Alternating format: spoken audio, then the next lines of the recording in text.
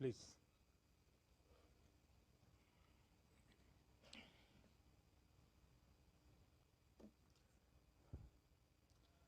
Friends, सबसे पहले मैं आप सभी को और दुनिया भर के लोगों को और विशेषकर क्रिश्चियन कम्युनिटी को आज की इस महत्वपूर्ण पर्व पर अनेक अनेक शुभकामनाएं दूंगा। Merry Christmas. ये मेरे लिए बहुत सुखद है कि स्पेशल और सेक्रेड अवसर पर आप सब मेरे निवास स्थान पर आए हैं। जब इंडियन माइनॉरिटी फाउंडेशन ने ये प्रस्ताव रखा था कि हम सब मिलकर क्रिसमस मनाए, मैंने कहा क्यों ना मेरे यहां मनाए, और उसी में से ये कार्यक्रम बन गया। तो मेरे लिए बहुत खुशी का अवसर है। अनिल जी ने मुझे बहुत मदद की, मैं उनका विशेष रूप से आभारी हूं। इस पहल के लिए मैं माइनॉरिटी फाउंडेशन का भी बहुत आभारी हूं। क्रिश्चियन कम्युनिटी के साथ तो मेरा संबंध कोई नया नहीं है, बहुत पुराना बड़ा आत्मीय नाता रहा है और बड़े वार्म रिलेशंस रहे हैं। गुजरात का सीएम रहने के दौरान मैं ईसाई समुदाय और उनके लीडर्स के साथ अक्सर मेरा मिलना जुलना रहता था, और मैं मणिनगर जहां से चुनाव लड़ता था वहां बहुत बड़ी मात्रा में आबादी भी है, और इसके कारण मेरा स्वाभाविक नाता रहता था। कुछ ही वर्ष पहले मुझे द होली पोप से मिलने का भी सौभाग्य मिला था। वो वाकई मेरे लिए बहुत ही यादगार पल था। हमने इस धरती को बेहतर जगह बनाने के लिए social harmony, global brotherhood, climate change और इंक्लूसिव डेवलपमेंट ऐसे कई विषयों पर और लंबे समय तक बैठ करके बातें की थी। फ्रेंड्स,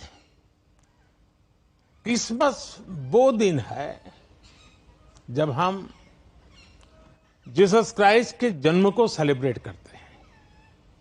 ये उनकी लाइफ मैसेज और वैल्यूज को भी याद करने का अवसर है। जीसस ने करुणा और सेवा के मूल्यों को जिया है। उन्होंने एक ऐसा समाज बनाने के लिए काम किया जिसमें सबके लिए न्याय हो और जो समाज समावेशी हो, इंक्लूसिव हो। हमारे देश की विकास यात्रा में यही मूल्य एक गाइडिंग लाइट की तरह हमें रास्ता दिखा रहे हैं। साथियों, समाज जीवन की अलग अलग धाराओं में हम ऐसे कई समान मूल्य दिखते हैं जो हम सबको एकजुट करते हैं। उदाहरण के लिए, पवित्र बाइबल में कहा गया है कि ईश्वर ने हमें जो भी उपहार दिया है, जो भी सामर्थ्य दिया है, उसका उपयोग हम दूसरों की सेवा के लिए करें। और यही तो सेवा परमो धर्म है। द होली बाइबल में सत्य को बहुत महत्व दिया गया है और कहा गया है कि सत्य ही हमें मुक्ति का मार्ग दिखाएगा। और संयोग देखिए, सभी पवित्र उपनिषदों ने भी अल्टीमेट ट्रूथ को जानने पर फोकस किया है ताकि हम स्वयं को मुक्त कर सकें।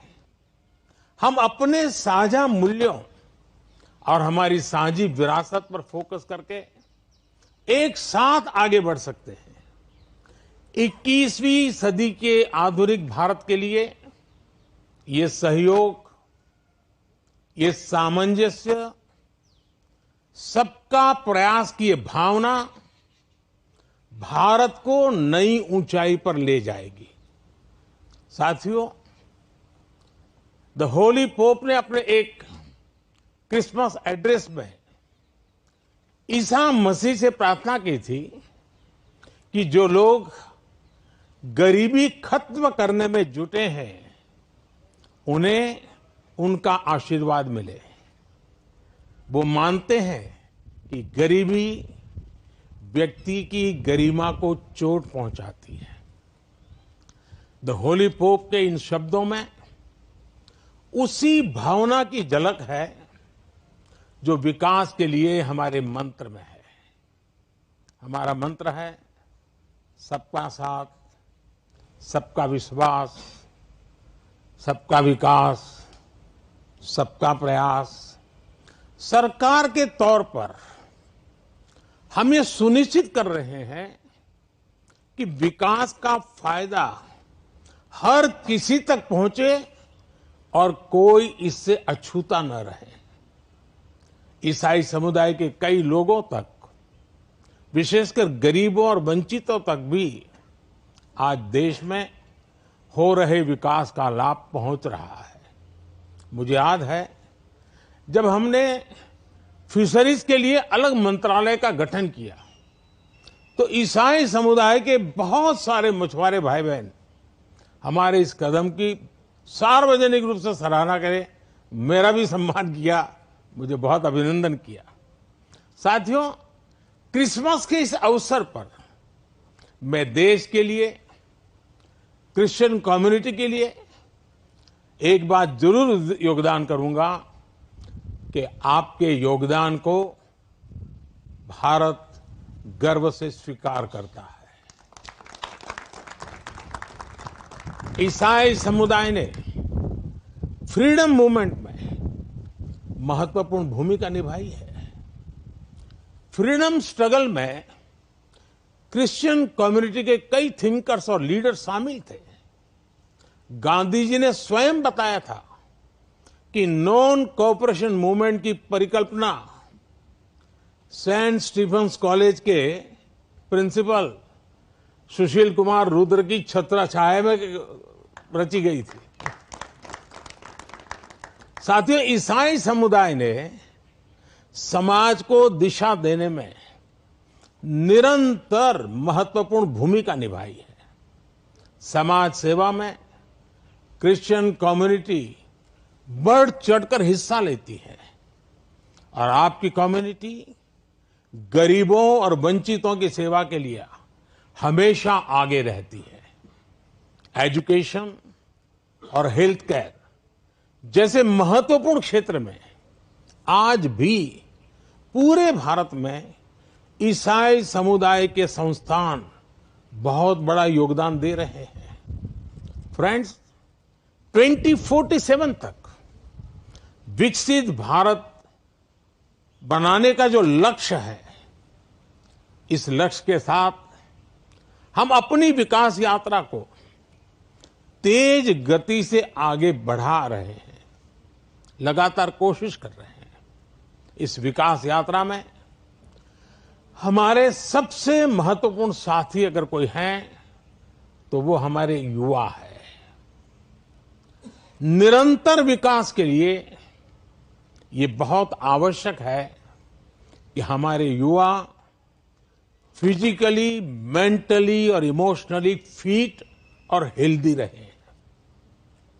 इस उद्देश्य से चलाए जा रहे कई अभियान जैसे फिट इंडिया, मिलेट्स का उपयोग, न्यूट्रिशन पर फोकस, मेंटल हेल्थ के प्रति जागरूकता और ड्रग्स के खिलाफ अभियान जन आंदोलन बन चुके हैं।